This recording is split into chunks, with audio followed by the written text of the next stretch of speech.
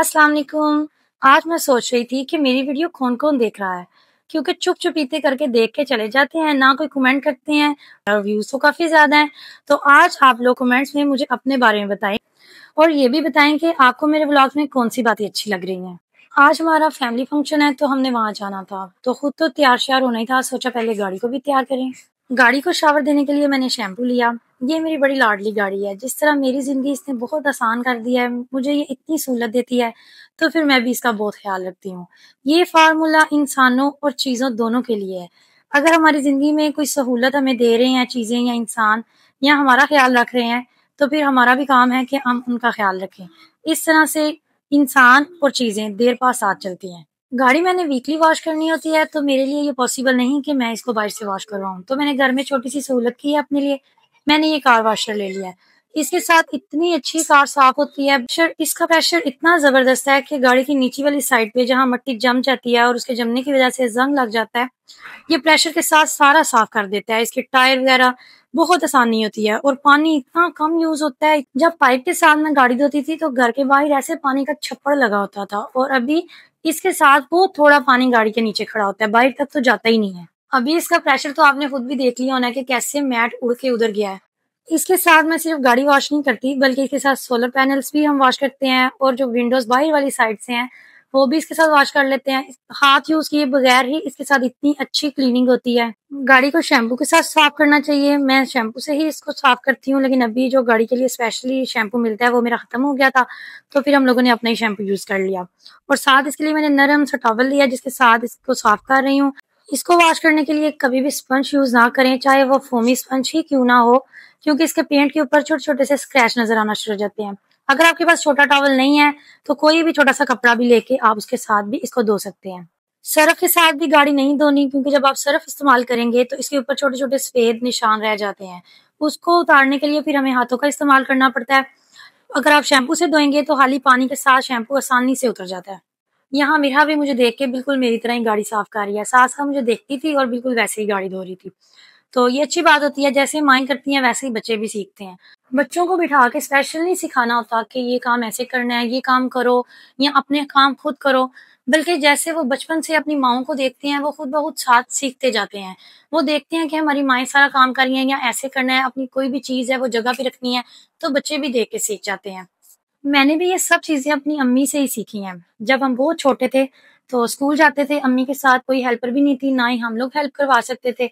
तो अम्मी ने घर को इतना साफ-सुथरा रखा होता था, हर चीज़ जगह पे, अलमारियाँ set, drawer set, kitchen set और घर इतना साफ-सुथरा, तो फिर हमें भी आदत थी कि जो चीज़ जहाँ से लेनी है, हर चीज़ को उसकी जगह पे रखना और घर को गंदा नहीं करना होता था। ये इतनी अच्छी ट्रेनिंग थी जो मुझे मिली कि अब मैं इतनी सारी ज़िम्मेदारियाँ खुशी से पूरी कर लेती हूँ, बड़े आराम से, बिल्कुल बोझ नहीं लगती मुझे। बल्कि मैं खुश हूँ कि मेरे काम वक़्त पे हो जाते हैं। जो भी काम करना है मैंने किसी से नहीं कहना, मैंने खुद करना है, मैं वक़्त पे कर लेती हूँ। दूसरों को कह के उनका मुँह देखते रहो, काम लटकता रहे, उससे बेहतर है कि खुद कर लूँ। मैं अपने सारे काम खुद करके बहुत खुश हूँ और मैं बहुत सुकून में हूँ कि मैंने अपने आप को इतना मसरूफ़ रखा हुआ है। अगर आपने अपने आप को मुस्बत कामों में मसरूफ़ रखा हुआ है, तो ये भी अल्लाह ताला की एक नेमत है कि आप करने के कामों में लगे हुए हैं, वरना फिर ना करने के कामों में पड़ जाएँगे।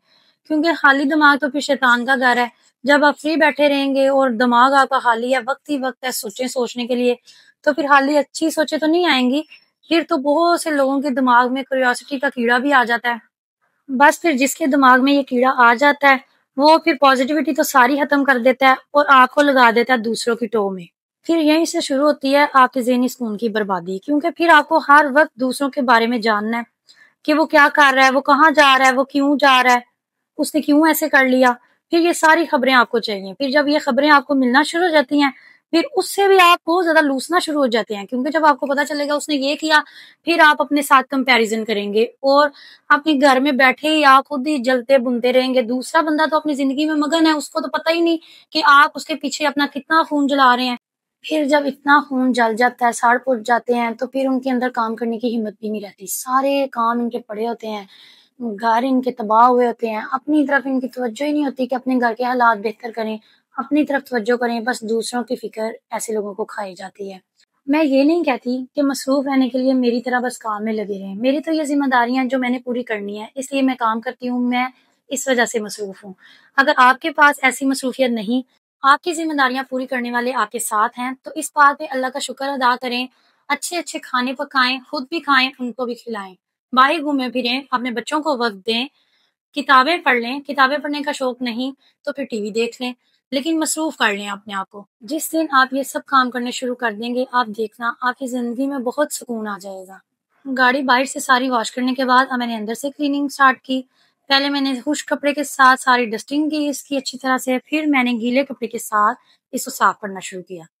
गाड़ी की डस्टिंग भी बिल्कुल ऐसे ही करनी है जैसे हम अपने घर में अपने फर्नीचर को साफ करते हैं। जैसे फर्नीचर के डिजाइन को अंदर तक क्लीनिंग करनी होती है, बिल्कुल ऐसे ही गाड़ी में हर जगह से आप अच्छी तरह से डस्टिंग करें। ये मैट कहीं कहीं से थोड़े थोड़े गीले थे, इनको मैंने कपड़े के साथ ड्राई किया क्योंकि मैंने कहा इसको अब मैं सेट करके ही जाऊं। इनको खुश करने के लिए ऐसे ही छोड़ दिया तो फिर टाइम ज्यादा हो रहा था। ये अब बहुत अहम काम है जो गाड़ी धोने के बाद एंड पे करना होता है। ये डीजल की बोतल है, इसको गाड़ी के जहां जहां जंग लगा हुआ है, अगर नहीं भी लगा तो फिर भी इसको नीचे वाली साइड पे थोड़ा थोड़ा लगा दें, इससे गाड़ी जंग लगने से बच जाती है। और मेरी गाड़ी को तो थोड़ा थोड़ा कहीं ना कहीं लगा हुआ था, तो फिर मैंने इसको उन हर जगह पे लगाया जहां पे थोड़ा सा मुझे महसूस हो रहा था कि गाड़ी यहाँ से खराब हो रही है। कपड़े के साथ अच्छी तरह से खुश्क करके फिर इसको आपने लगाना है। अब ये तो नहीं हो सकता कि जो जंग लगा हुआ है वो ठीक हो जाए, लेकिन कम से कम इसको बढ़ने से जरूर ये रोकता है। फिर एंड पे ये एयर फ्रेशनर लिया और इसको मैंने गाड़ी में स्प्रे कर दिया, इससे बहुत अच्छी खुशबू आती है। अभी तो वैसे भी मैंने डीजल लगाया हुआ था और अभी थोड़ी देर में निकलना था, इसलिए मैंने कहा कि ये डीजल की स्मेल की बजाय इसकी खुशबू आती रहे। आज मैं अपनी कजन की एंगेजमेंट पे जा रही हूँ। मेरे दोनों छोटी बेटियां तो साथ ही थी, लेकिन बड़ी बेटी नहीं आई, वो इतनी सोशल नहीं है। वो कह रही थी मामा मैं नहीं जाऊंगी। मिरहा अब काफी बेहतर थी और बहुत खुश भी थी यहाँ आके। यहाँ इतना जबरदस्त अरेंजमेंट था, होटल इतना प्यारा था। मिरहा यहाँ आगे आगे भाग रही थी और मैं इसके पीछे पीछे थी कि मत भागो, कहीं गिरना जाना चोट ना लग जाए, क्योंकि मेरी जो बेटी थी वो तो अपनी कजन के साथ खेल में बिजी हो गई, वो इसका ध्यान ही नहीं रख रही थी। और फिर यहाँ पे मैं ज्यादा वीडियो शूट नहीं कर पाई क्योंकि प्राइवेसी इशू था। और फिर इधर बुफे सिस्टम था, इतनी ज्यादा खाने की वैरायटी, इतना मजा आया। सारी तो नहीं मैं ट्राई कर पाई, लेकिन बहुत सारी डिशेस मैंने थोड़ी थोड़ी टेस्ट की। हर चीज का इंतजाम बहुत अच्छा था। अल्लाह ताला मेरी कजन के नसीब अच्छे करे, आमीन। आज का व्लॉग आपको कैसा लगा कमेंट्स में जरूर बताइएगा। मिलते हैं नेक्स्ट व्लॉग में। अल्लाह हाफिज।